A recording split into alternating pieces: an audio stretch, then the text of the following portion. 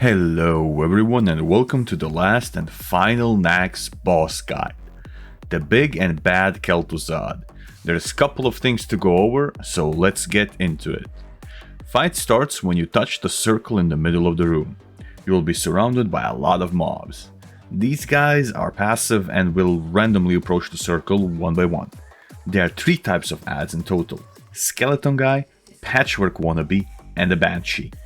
Skeleton Guy should be prioritized by hunters. Melee shouldn't touch him since he will explode on death and deal AoE shadow damage to the raid.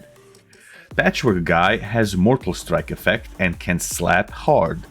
Melee should focus on this one, but be careful not to over aggro cause you might get one shot. Banshee moves super slow and will knock your raid back if she reaches the circle or a melee target. Range DPS should prioritize her as their main target. Generally, phase 1 is very easy, long, and boring.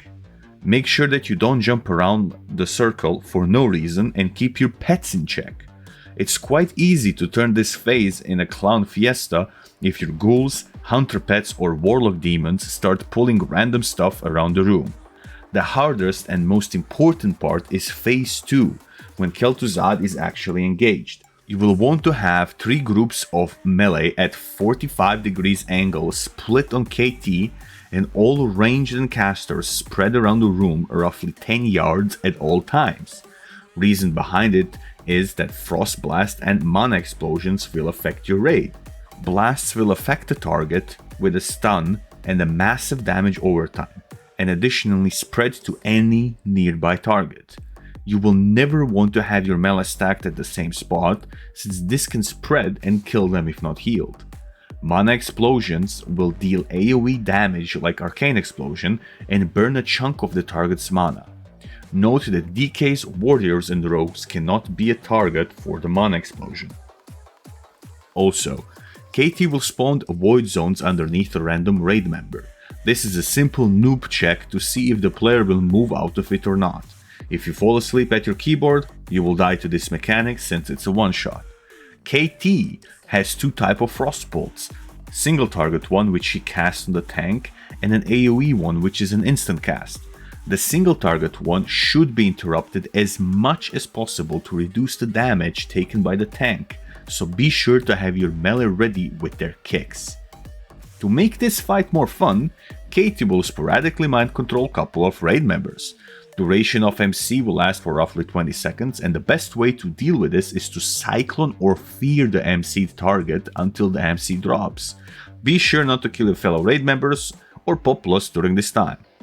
Lastly, at roughly 50% HP, the boss will start summoning a bunch of Anub ads one by one.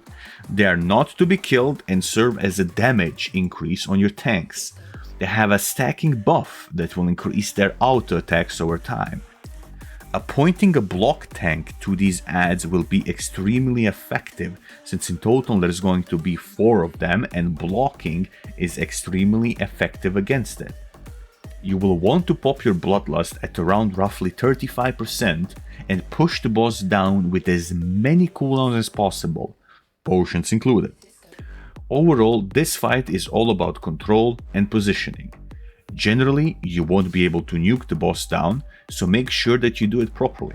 I wish you best of luck with this boss, and I hope this video helped you getting tier 7 on the farm status. Additionally, I'd like to thank you if you have watched the full Naxx series. If you have any questions, comments, or opinions, please drop them in the comment section below. Also, please smash that like button if you like this video and subscribe for more Wrath content. And as always, you can find me live by clicking on the link in the description of the video. And on that note, roll the outro.